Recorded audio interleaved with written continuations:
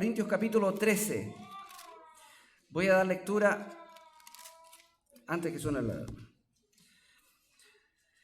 Dice el verso 4, el amor es sufrido, es benigno, el amor no tiene envidia, el amor no es jactancioso, no se envanece, no hace nada indebido, no busca lo suyo, no se irrita, no guarda rencor, no se goza de la injusticia, mas se goza de la verdad. Todo lo sufre, todo lo cree, todo lo espera, todo lo soporta. El amor nunca deja de ser. Amén. El amor nunca deja de ser. Hemos visto hasta ahora que el amor es sufrido y es benigno. Hoy vamos a ver el verso 8. El amor nunca deja de ser. Lo que está entre medio vamos a verlo, vamos a tratarlo en otra oportunidad un poco más detenidamente. Pero quiero llamar su atención esta vez en el pasaje en el verso 8 que dice, el amor nunca deja de ser. Vamos a ver hoy las características del amor. Vamos a continuar viendo las características del amor con esta característica muy interesante que es que el amor nunca deja de ser. Yo quiero invitarles a orar al Señor, amén, para que Él pueda ayudarnos en este tiempo.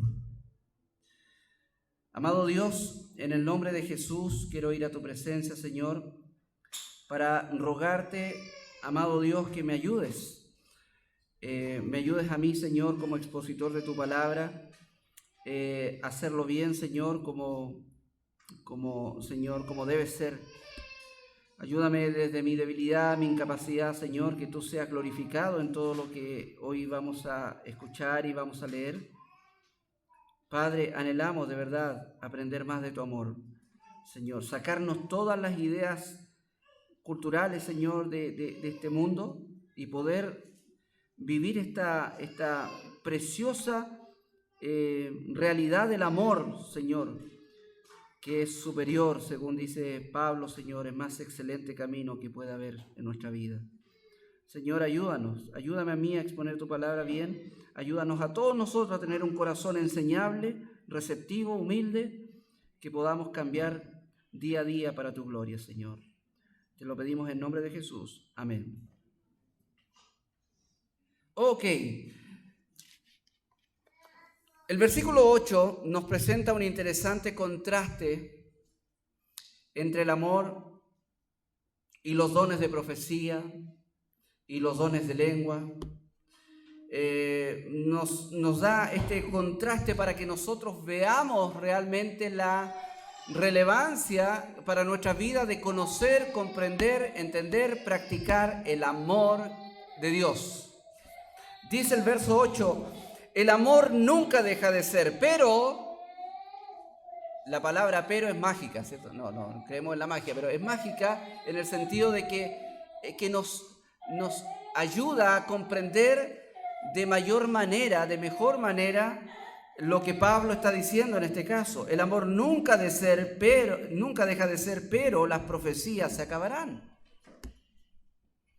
Cesarán las lenguas y la ciencia acabará. Ahora, ¿cuál es la relevancia de lo que está diciendo Pablo aquí?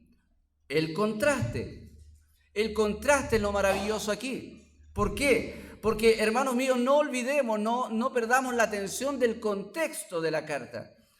Aquí estamos frente a una iglesia cuyo mayor problema es el orgullo, es la sobrevaloración de sí mismos. Y eso les llevaba, por una parte, a presumir de todo lo que Dios les había dado. Dios les había dado tremenda capacidad de conocer profecía, teología.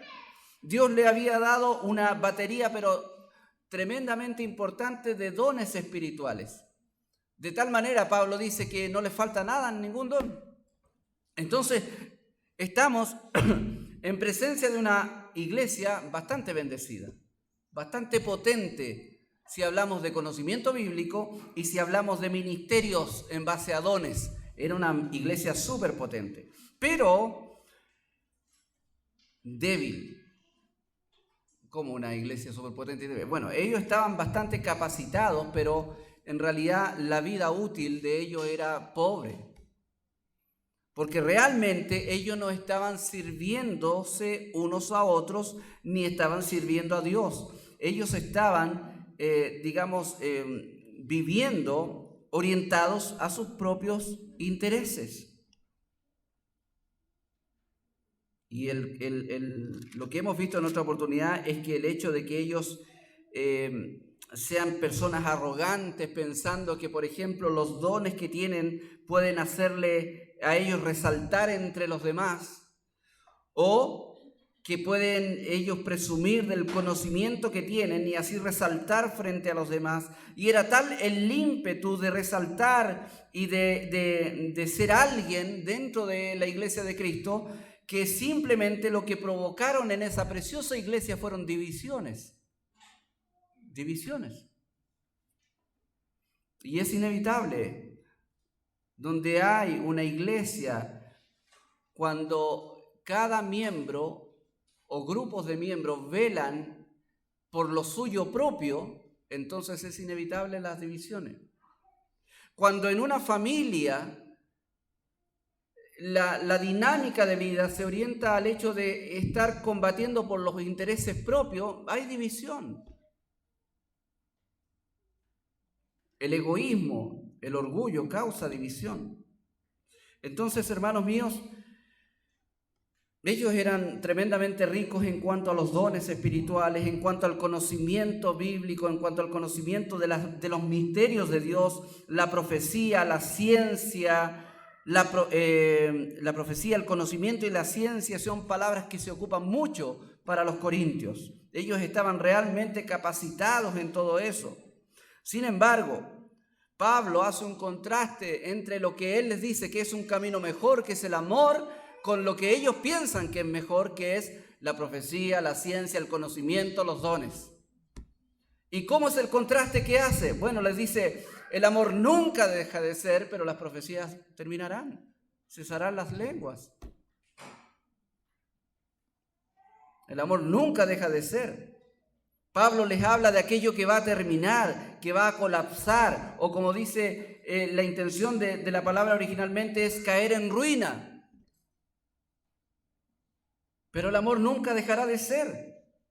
Es muy similar a lo que Cristo dice en Lucas 16, 17, cuando dice: es más fácil que pasen el cielo y la tierra que se frustre una tilde de la ley.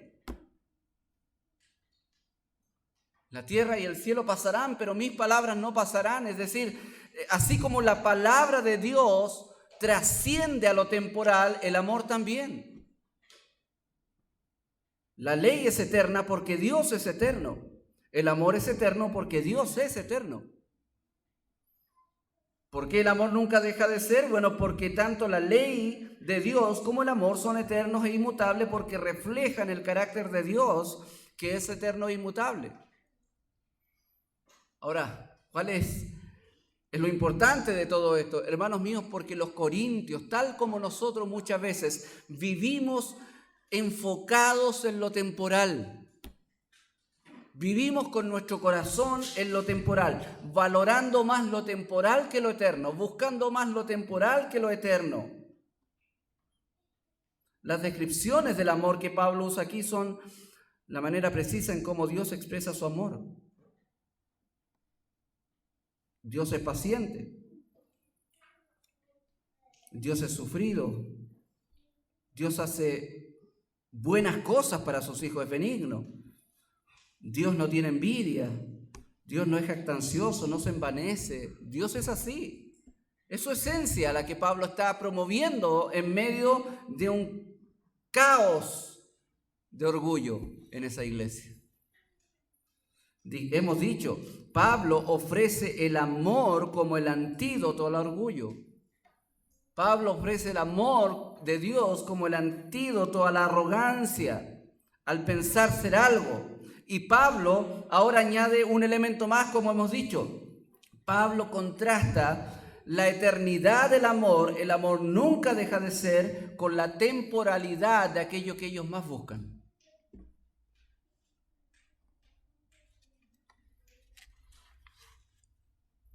Cuando Pablo describe el amor de esta manera, está describiendo no solamente a Dios, sino que al Dios encarnado, a Cristo. Él vivió expresando la esencia de ese amor inmutable.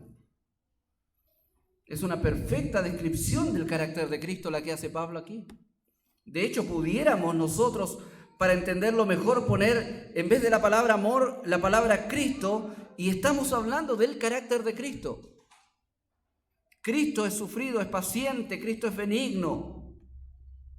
No es jactancioso, no se envanece, no hace nada indebido, no busca lo suyo, no se irrita, no guarda rencor, no se goza de la injusticia, se goza de la verdad. Todo lo sufre, todo lo cree, todo lo espera, todo lo soporta. Así es Cristo. De esa manera es Cristo. Por lo tanto, lo que Pablo está haciendo es haciendo más consistente en ellos la idea del propósito principal de su vida, que es llegar a ser como Cristo. Cristo todo lo hizo por amor. Todo lo hizo por amor. Entonces, los versos 8 al 10, Pablo está tratando el problema fundamental que tienen los corintios. ¿Y qué es el problema que tú y yo podemos tener hoy? Que nace de esta pregunta: ¿qué es lo que valoramos más en la vida? Porque lo que tú más valoras es lo que te va a mover. Lo que más valoras es lo que te va a mover.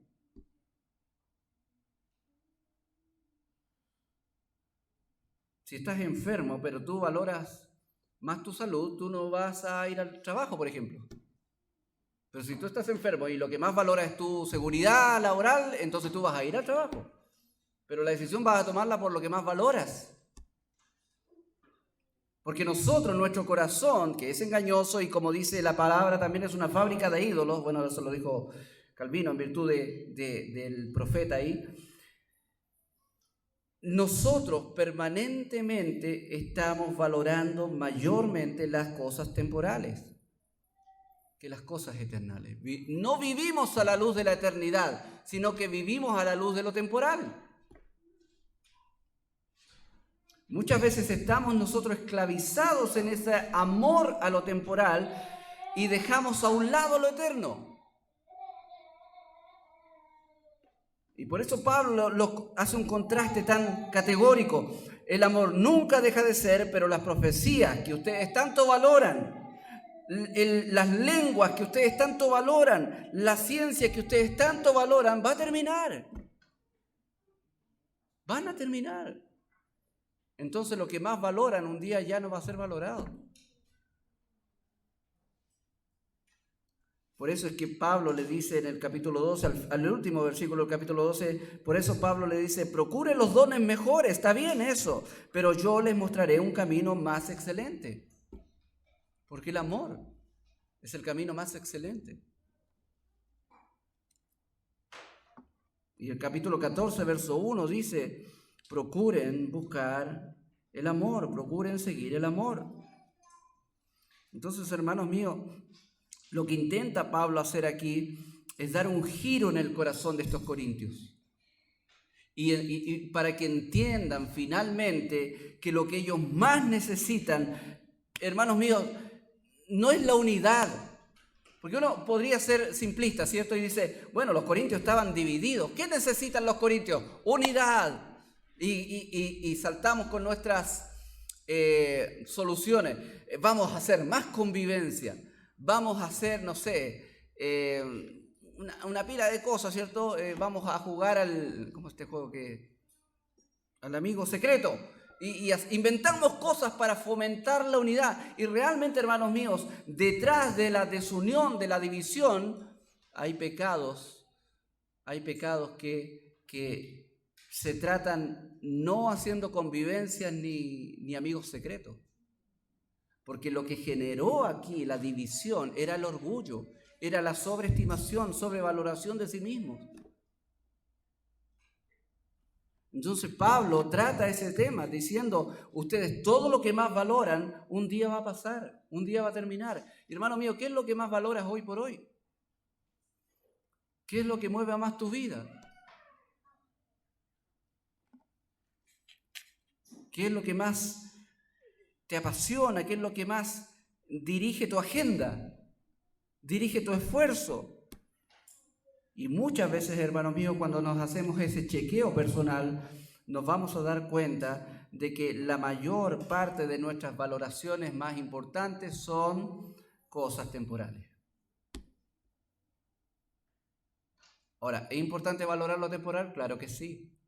Pablo no está diciendo eso. Pablo no está diciendo, olvídense de los dones. No, Pablo dice, verso 31 del 12, procuren los dones, busquen los dones, sirvan con los dones, practiquen los dones, súper bien con los dones. Pero hay un asunto más importante que los dones, el amor. Entonces, no está mal tener una valoración de las cosas temporales, pero hermano mío, Dios quiere que tú entiendas que hay un valor mayor que lo que este mundo nos da, que es el amor. El amor. El amor nunca dejará de ser, nunca dejará de ser. Hermano, cuando un hombre está concentrado en lo que hace y no en el amor, está descansando solamente sobre sus obras, sus buenas obras. Ese es el reposo de él. Y hermanos míos, debemos entender que el amor es mucho más grande que cualquier don. El amor es mucho más grande que cualquier ministerio. Es mejor amar como Cristo que ser el mejor predicador. Es mejor amar como Cristo que tener el más grande conocimiento bíblico. Es mejor amar como Cristo que ser el mejor estudiante. Es mejor amar como Cristo que ser el mejor en tu área. Es mejor amar como Cristo, dice Pablo. ¿Por qué? Porque el amor es superior, el amor es más relevante. ¿Por qué? Porque todo pasará, todo acabará, pero el amor nunca deja de ser. El amor es mucho más importante, el amor de Dios, que cualquier meta temporal de esta vida.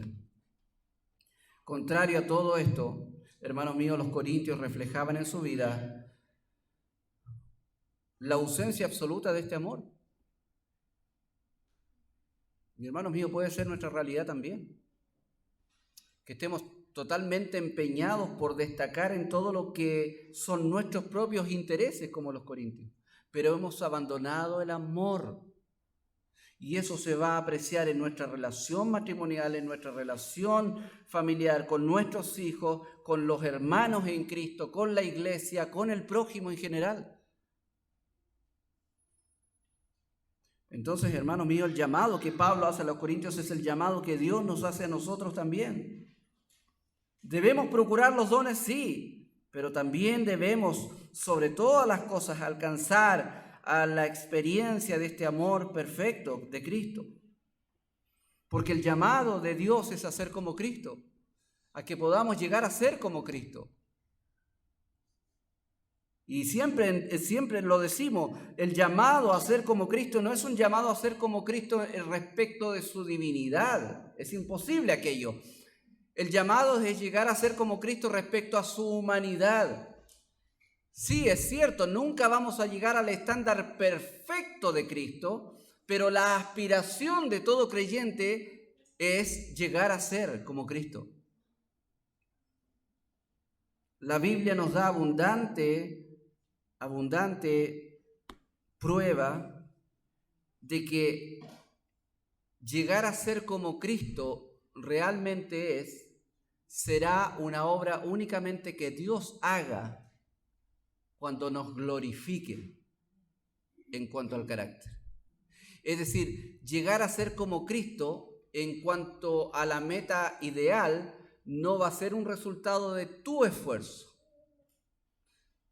A pesar de que en esta vida debemos esforzarnos y ser responsables de lo que Dios nos hace responsables. Ocuparnos en nuestra salvación con temor y temblor. Entonces nosotros debemos, dice la palabra del Señor, santificarnos. Sí, es verdad, Dios nos santifica, pero Dios nos llama a ser santos, a santificarnos. Es decir, hay una cuota de responsabilidad personal en cuanto a mi santidad. Entonces, en esa santificación progresiva, mis esfuerzos, mi responsabilidad va a ir de alguna manera traduciéndose en un avance personal, espiritual en mi vida. Sin embargo, ninguno de nosotros, por causa de ese esfuerzo personal, va a llegar a ser exactamente como Cristo es. Porque solamente eso es una obra de Dios en la glorificación. O sea, si Dios no terminara esta cadena de oro con la glorificación, para nosotros sería una utopía llegar a ser como Cristo. Una quimera, un sueño inalcanzable. Pero yo sé que voy a llegar a ser como Cristo.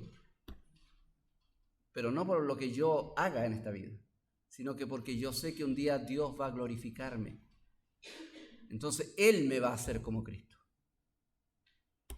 Pero mientras tanto, hermanos míos, tal como en la mañana vimos en el estudio, así como nosotros hemos de seguir las pisadas de Cristo en cuanto al sufrimiento, también hemos de seguir el modelo de Cristo en cuanto al amor. Porque Cristo manifestó de forma consistente, absolutamente clara, lo que es el amor de Dios. Entonces, los corintios, hermanos míos, por una parte, para avanzar a experimentar ese amor de Dios, tenían que, los corintios, para experimentar ese amor de Dios, lo primero que tenían que hacer es volver a tasar sus valores. Volver a tasar sus valores. Antes del capítulo 13, los valores de los corintios eran: los dones son más importantes. Entre los dones, el don de lengua es el más importante. ¿Qué es más importante también? El conocimiento, la profecía, la ciencia. Todo eso era, en la escala de valores de los corintios, esas cosas estaban en la cima. Entonces, para lograr experimentar el amor verdadero, el amor que Dios quería que experimentaran los corintios, ellos tenían que hacer una nueva tasación de sus valores, ¿ya? Una revaloración de lo que ellos entendían como más valioso. Y Pablo les ayuda en esto, diciéndole: todo aquello que ustedes valoran va a pasar, va a terminar. Tiene un fin. Es bueno, es súper bueno, es necesario, es una bendición, pero va a pasar. Va a pasar. Sin embargo, el amor que ustedes dejaron de lado, eso nunca va a pasar, nunca deja de ser. Entonces, hermano mío, si hay una meta que tú debieras ponerte en tu corazón para con el Señor, es experimentar este amor de Dios, vivir este amor por sobre las demás cosas que hagas en la vida. Y recuerda lo que dice Pablo: si tú haces cosas pero sorprendentes con tu vida, con tus oficios, con todo lo que Dios te ha dado, pero si no hay amor, de nada sirve. De nada sirve. De hecho, hay una expresión ahí que es súper dura, que dice: nada soy. Es como cuando uno dice: ¿y quién soy tú? Qué humillación, ¿cierto? Qué desprecio. ¿Quién soy tú? ¿Quién eres tú aquí? Bueno, Pablo dice: si hacemos todo lo que nosotros encontramos tremendamente valorable hacer, y lo que nos da significado, reputación, lo que nos da seguridad, todo lo que nosotros en nuestra mente nos hace ser, y no hay amor, no sirve de nada.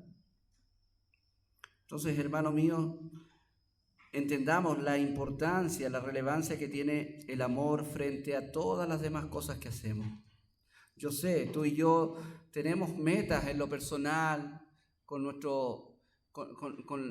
profesión, con nuestro oficio, con nuestros quehaceres, con lo que somos, con nuestras ocupaciones, con tantas cosas que tienen que ver con la temporalidad. Hay sueños, hay metas, hay proyectos, hay un qué hacer, quiero servir en la iglesia, me gustaría hacer esto, me gustaría hacer esto, un montón de quehaceres. Sin embargo, la mayor meta que tú y yo, según Pablo, debiéramos ponernos es: Señor, ayúdame a amar como tú amas. Y luego de aprender a amar, Señor, como tú amas, ayúdame a hacer todo lo demás con ese amor, desde ese amor. Desde ese amor. Porque el amor es la plataforma sobre la cual se eleva, ¿cierto?, una vida cristiana, no solamente saludable, sino que bendecida.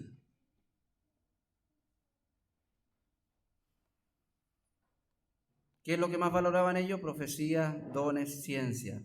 Pablo les dice: todo eso, hermanos míos, noticia de última hora, se termina. ¿Qué es lo que más valoras tú? Bueno, el ministerio para mí es muy importante. Se termina. Pero el amor nunca deja de ser. Entonces, ¿qué quiero yo?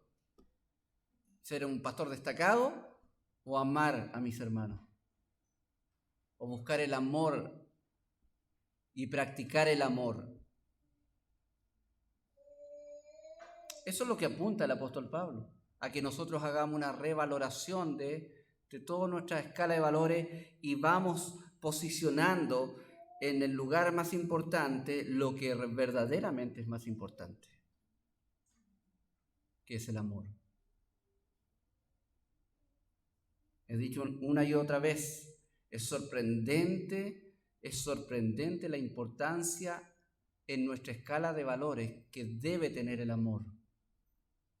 Es asombroso, porque es tan sorprendente que en Apocalipsis a la iglesia de Éfeso se le dice que es más importante que incluso el celo doctrinal.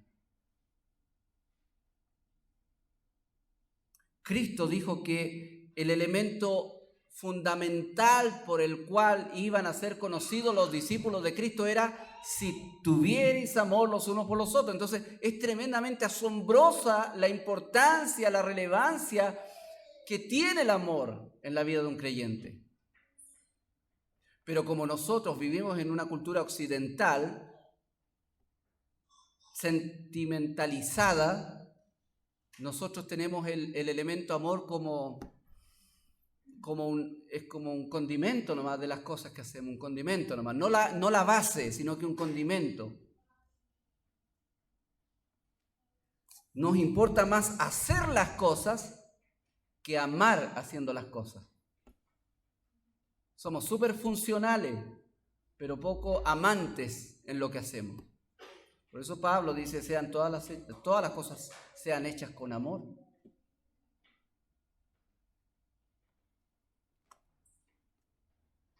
Mi hermano, ¿cuánto de lo que tú haces lo haces con amor o por amor? Tu cuidado a tus hijos, tu cuidado a tu esposa, a tu esposo, a tu iglesia, el servicio en la iglesia. ¿Cuántos vinimos hoy día por amor?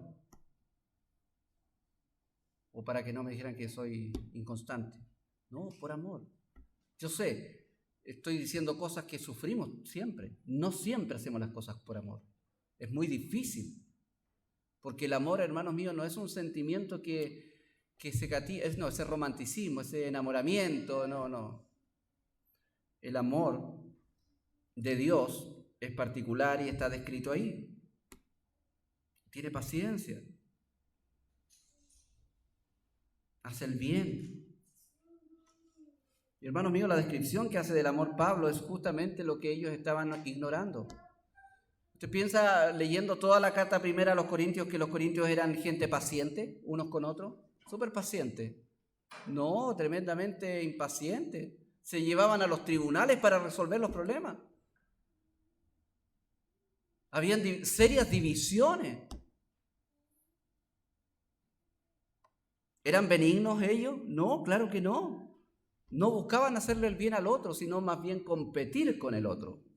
Porque el que tenía el don de lengua tenía mayor rango de alguna manera, con el que tenía, no sé, por el don de misericordia, porque eso no es espectacular. Pues entonces, había una verdadera batalla en ese sentido. Era una iglesia de pavos reales queriendo lucir su plumaje en cuanto a su conocimiento y a sus dones. Pablo les dice, no, esto no es amar. Esto está lejos de ser un reflejo de lo que Cristo es, porque la iglesia de Corinto debía ser un reflejo de lo que Cristo es. Eso es una iglesia verdadera, reflejar a Cristo con su vida.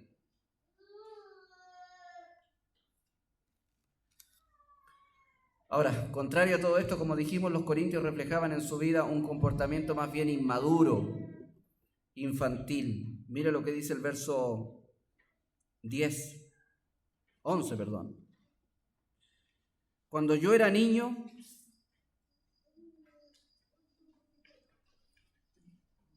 ¿qué dice Pablo? Hablaba como niño, pensaba como niño, porque los niños piensan distinto,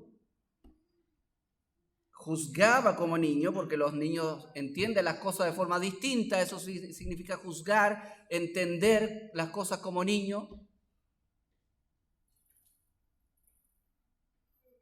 Cuando uno es niño y le dicen salta para el lado, y uno salta para el lado. No entiende distintas las cosas. Y dice, pero cuando fui grande, ¿qué dice? ¿Cuál es el verbo que sigue ahí? Dejé lo que era de niño. ¿Ven?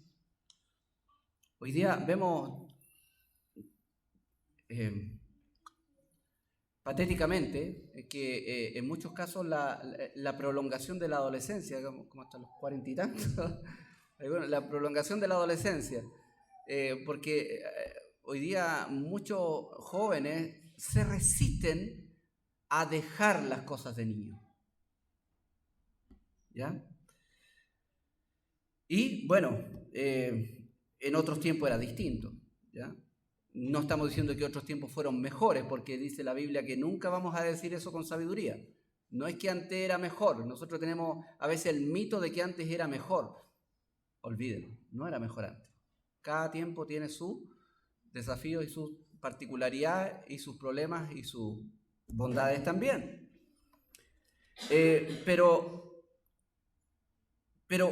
nosotros, de alguna manera, la vida, bueno, el Señor, incluso, sobre todo en este versículo, nos enseña que cuando nosotros vamos creciendo, madurando, avanzando en la vida, hay un momento en que nosotros debemos dejar aquello que es de niños.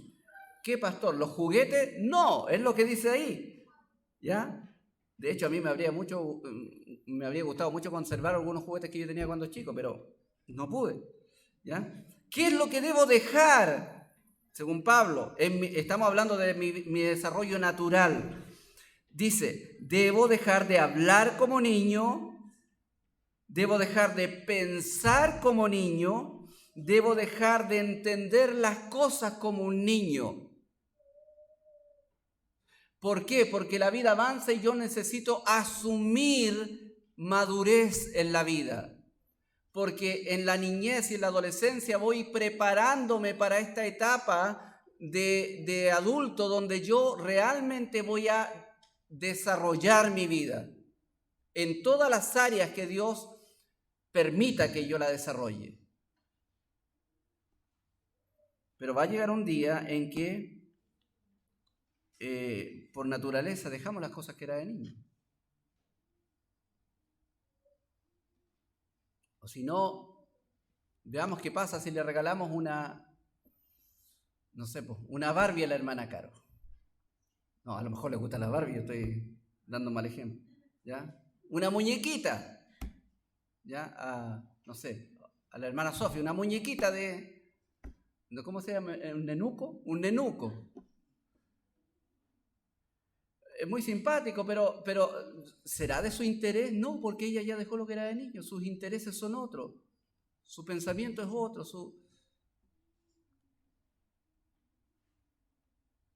Entonces, hermanos míos, en la vida espiritual Pablo dice exactamente lo mismo.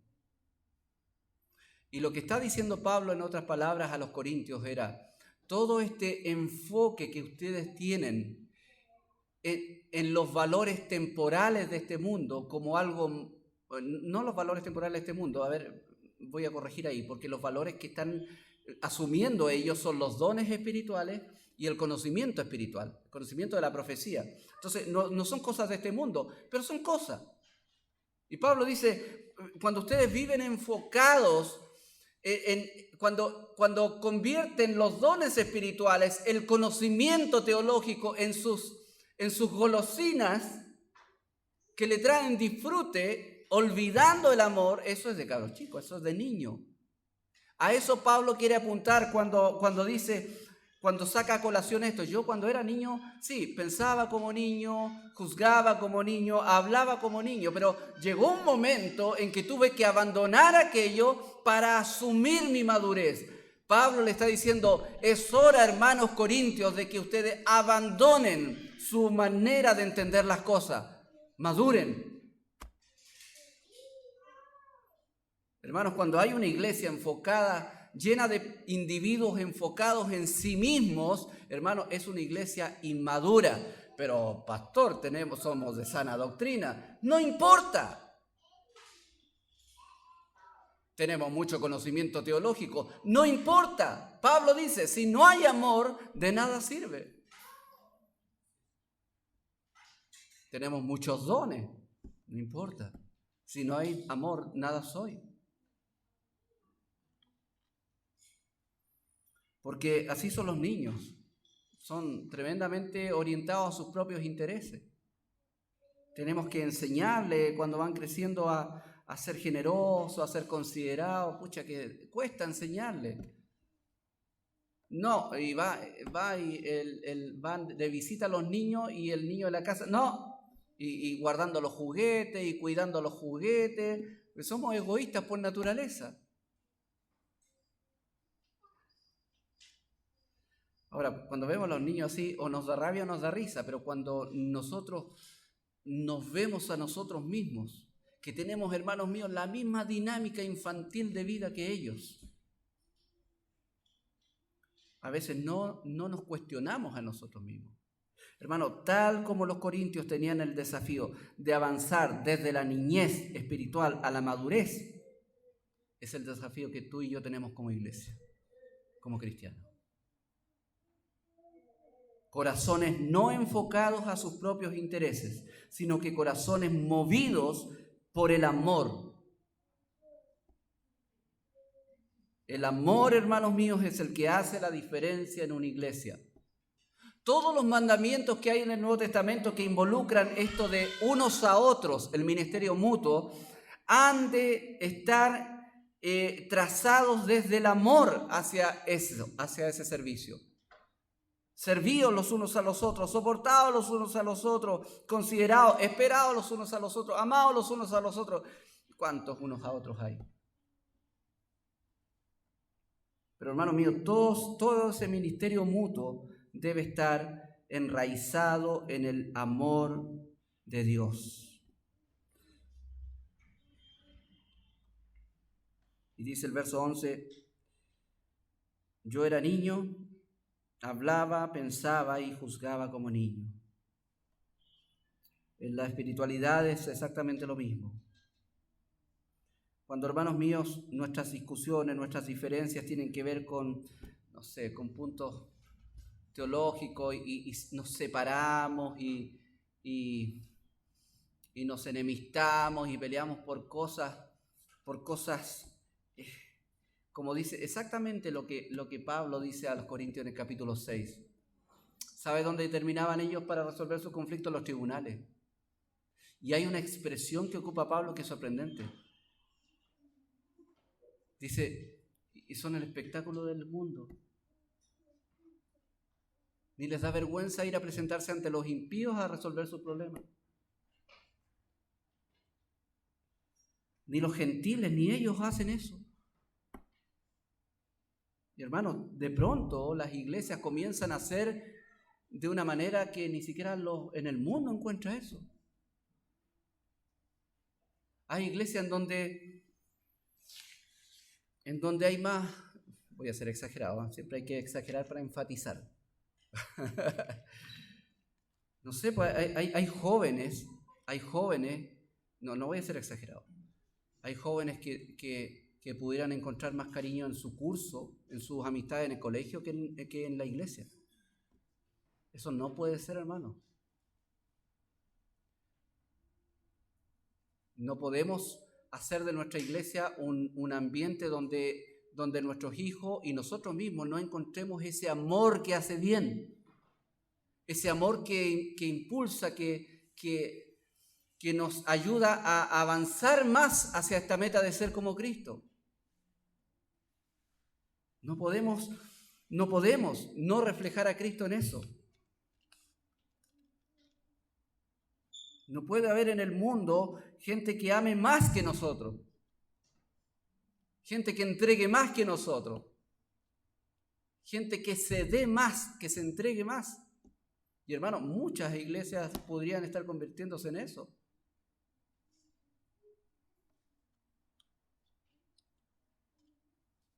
Y hermano, cuando digo esto, nunca lo digo, y entiéndalo bien, nunca lo digo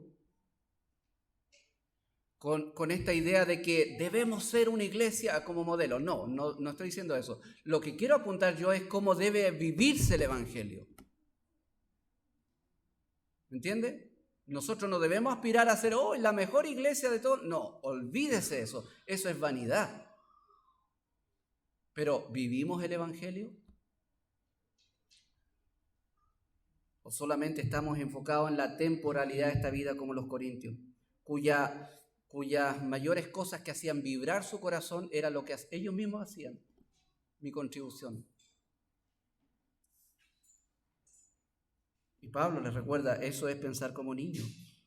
Hermanos míos, avancemos hacia la madurez.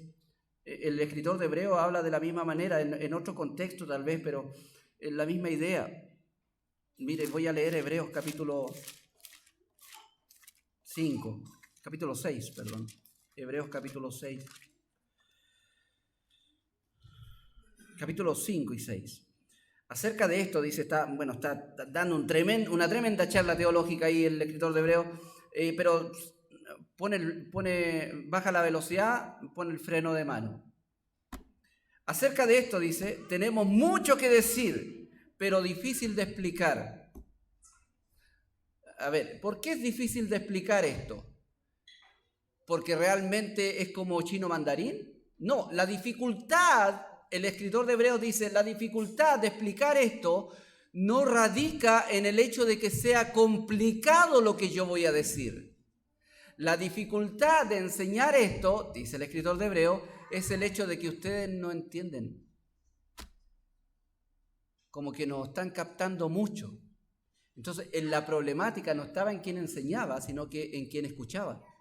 ¿Por qué? Por lo que dice ahí, porque debiendo ser ya maestros, después de tanto tiempo, ustedes tienen necesidad de que se les vuelva a enseñar cuáles son los primeros rudimentos, las cosas básicas de las palabras de Dios.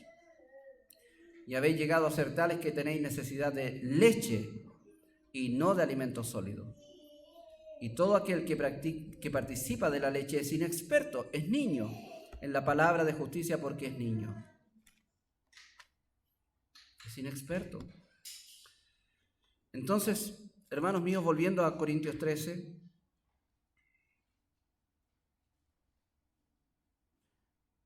Pablo vuelve a hacer un contraste para que entiendan más la importancia del amor. Dice verso 12, ahora vemos por espejo, oscuramente, mas entonces veremos cara a cara. Ahora conozco en parte, pero entonces conoceré como fui conocido. Lo que está diciendo en otras partes, en otras palabras, sí, está bien, conocemos harto de todo lo que Dios nos ha revelado, le dice a los corintios, pero deben entender una cosa, todo eso que conocemos es en parte. No es comparable con lo que vamos a conocer un día. Entonces, no hay de qué gloriarse como los corintios eran una tremenda iglesia de puros vanagloriosos. No, hermanos míos, lejos esté de nuestro corazón eso. Pablo decía, lejos esté de mí el gloriarme, sino solamente en la cruz de Cristo. Punto. Soy alguien en este mundo por la pura cruz de Cristo. Entonces, Pablo le dice, ahora, y aquí hace otro contraste, ahora permanecen la fe, la esperanza y el amor. Pero, ahí el otro pero, porque son contrastes. ¿Se acuerda arriba el contraste? Dice, el amor nunca deja de ser, pero las profecías, las lenguas y la ciencia va a terminar. Aquí dice, no, ahora lo que permanece es la fe, la esperanza y el amor, pero el mayor de ellos, el más excelente de estas tres virtudes cardinales, como le llaman los teólogos, es el amor. ¿Por qué es el amor? Porque el amor nunca deja de ser. Un día, hermanos míos, ya no vamos a necesitar fe para relacionarnos con Dios. Cara a cara lo veremos. Gloria al Señor por ese día, amén. Espero que todos nosotros los que estamos aquí estemos ese día. Amén. Como dice el himno, cuando allá se pase lista, aunque no sé si van a pasar lista en realidad. No vamos a necesitar fe, es decir, la fe pertenece de alguna manera a la temporalidad también. No vamos a tener necesidad de esperanza, porque la esperanza implica que estamos esperando algo. Pero ya no lo esperaremos porque vamos a tenerlo. ¿Amén? Y ya no vas a necesitar esperanza. También la esperanza está asociada a la temporalidad de nuestra vida. Pero hermanos amados, el amor no está ligado a la temporalidad de nuestra vida. Por eso es que Pablo dice que el amor no termina. Permanece la fe, la esperanza, el amor, pero el mayor de ellos es el amor. ¿Por qué? Porque se descuelga del contexto, porque el amor nunca deja de ser, porque es eterno e inmutable como Dios lo es. Porque Dios es amor. Dios no es esperanza, Dios no es fe, Dios es amor. Hermanos míos, entonces todo esto tiene que ver con lo que comienza el capítulo 14 que dice, procuren seguir el amor. Bueno, la del 60 dice, seguid el amor. Pero ese seguir implica la idea de, búsquenlo con diligencia, procuren buscar el amor, procuren seguir el amor. No hay otra cosa más importante que tú y yo debamos buscar en la vida que, primero, conocer el amor de Dios y vivir el amor de Dios. Ese amor que muchas veces lo ponemos en segundo lugar al lado de todas las cosas temporales, ¿cierto? Es el que nos va a llevar a vivir una diferencia en todos los ámbitos de nuestra vida. En nuestra vida personal, en nuestra vida familiar, en nuestra vida matrimonial, en nuestra vida eclesiástica, en nuestra vida comunitaria, en todo orden de cosas, el amor es el que hace la diferencia entre un cristiano y otro. Entonces, hermanos míos, había una sola cosa, había un solo camino que estos hermanos debían seguir. ¿Tan simplista? No es tan simplista. ¿Cuántos problemas tenían estos corintios? Tenían, perdón el buen chileno, pero la escoba en la iglesia.